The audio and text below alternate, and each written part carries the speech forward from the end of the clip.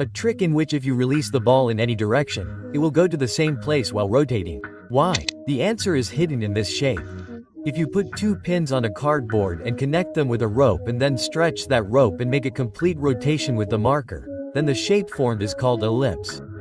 And those two pins where the rope was tied are called the focus points of that shape. Now comes the matter of its specialty. If you send laser light in any direction from one focus point, then it will reflect and reach the other focus point directly.